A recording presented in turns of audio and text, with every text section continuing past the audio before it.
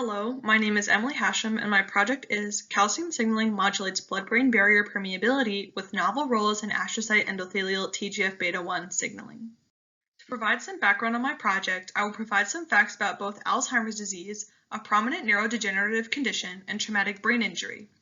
80,000 to 90,000 people per year acquire a permanent disability as a result of traumatic brain injury, and by the year 2050, 14,000 Americans are projected to have Alzheimer's disease. As our population ages, dementia and related conditions become more common, and more older citizens are dying with debilitating conditions which rob them of the golden years of their life. These changes are caused by alterations in the brain microenvironment which ultimately lead to the death of neurons. Once these changes have occurred, there is little to be done to prevent long-lasting effects which limit quality of life. A vital component of brain health, which is under study to find therapeutic targets for these diseases, is the blood-brain barrier. The blood-brain barrier consists of endothelial cells which make up the vessels, a cell type called astrocytes, pictured in yellow, and neurons.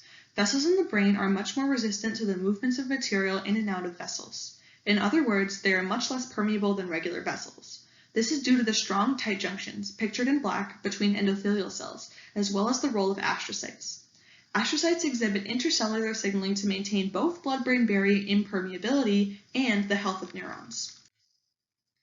Some of the signaling that astrocytes exhibit is known as calcium signaling.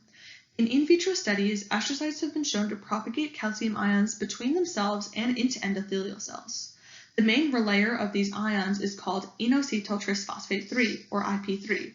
As is shown in the figure, IP3 moves from astrocytes through gap junctions and into endothelial cells, where it binds to an endoplasmic reticulum receptor.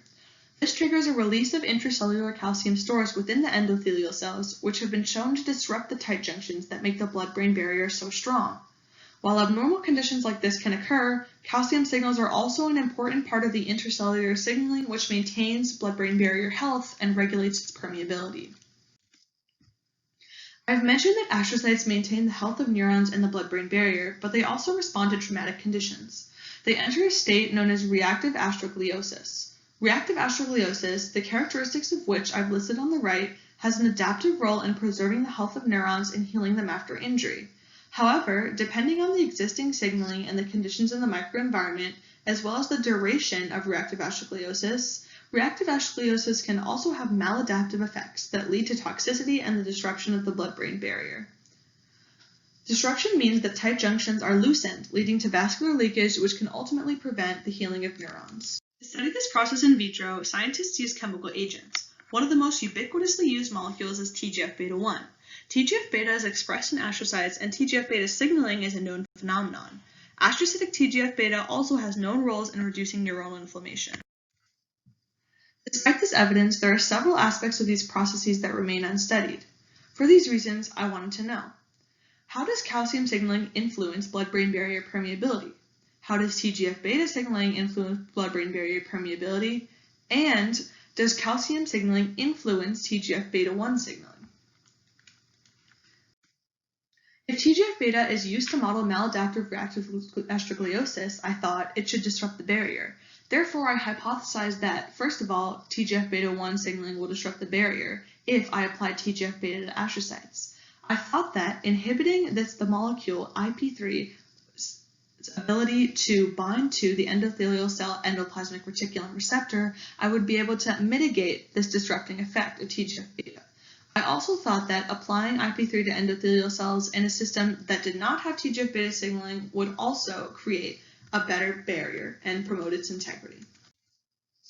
For my equipment and facilities, I conducted all of my research in my high school, which is a biosafety level 1 facility. For cell culture, I consulted the literature and decided to use a murine astrocyte line and a HUVEC lung carcinoma hybrid called EAHY926 as my endothelial cells, as they're much more reliable and easier to culture than regular brain capillary endothelial cells. To maintain the cultures, I trypsinized them, and before I made sure to determine the effect on viability of all the substances I used by measuring the dose response, and I obtained this data by using a cell titer 96 proliferation assay. The first challenge was to create an in vitro blood-brain barrier model. I acquired a transwell insert, pictured right, from Falcon. In the bottom of this insert is a thin membrane with 0.4 micrometer pores. I coated these membranes the membrane on each side with a uniform concentration of collagen in order for the cells to be able to adhere. And then I plated each cell type, astrocytes and endothelial cells, on either side of the membrane, so that they would be close enough to be able to exhibit intracellular signaling, but they would still form a distinguishable bilayer.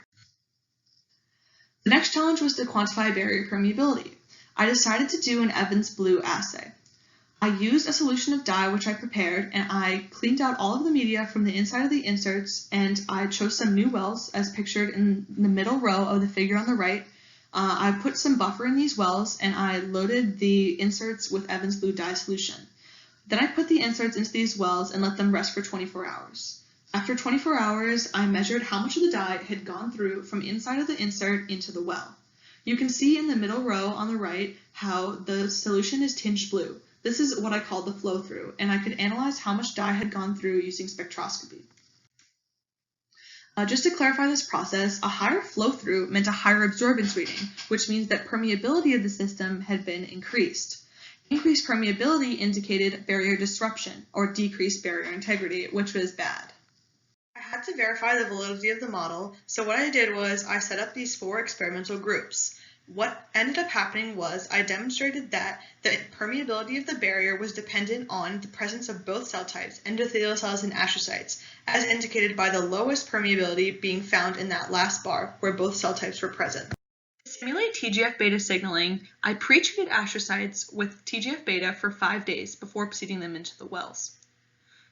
In order to inhibit the ability of endothelial cells to receive IP3 signals, I supplemented the well media with 10 micromolar Xestospongin-C for 24 hours prior to performing any assays. This trial of the experiment demonstrated that, contrary to what I've hypothesized, TGF-beta actually had a barrier-promoting effect on this system. After treatment with TGF-beta, the barrier model system exhibited decreased permeability, as is shown in the last bar that is circled with blue.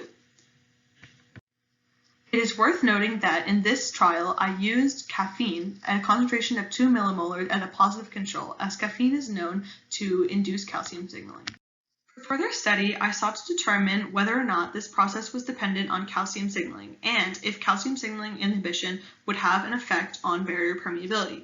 In a group where the astrocytes were not treated with TGF-beta, my hypothesis was supported, as inhibition of calcium signaling by Xestospongin-C created a less permeable barrier. However, in a system where astrocytes had been treated with TGF-beta, treating with the IP3 blocker actually increased permeability, showing that some of those positive effects of the TGF-beta which promoted barrier integrity were reversed by the inhibition of calcium signals. So what did I find from this? I showed that TGF-beta, first of all, did not have a maladaptive effect at all, but actually decreased the permeability of these barriers, meaning that it had a barrier-promoting effect. I also showed that this barrier-promoting effect was dependent on calcium signaling.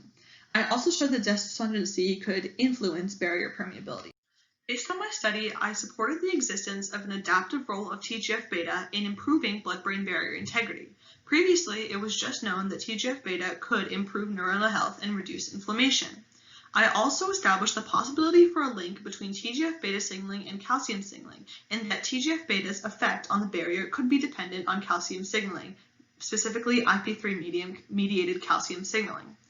As for calcium signaling, I showed that we could possibly manipulate the permeability of the barrier, which could be a target for selective permeabilization and could have implications in both drug delivery and mitigating the effects of TBI and neurodegenerative disease.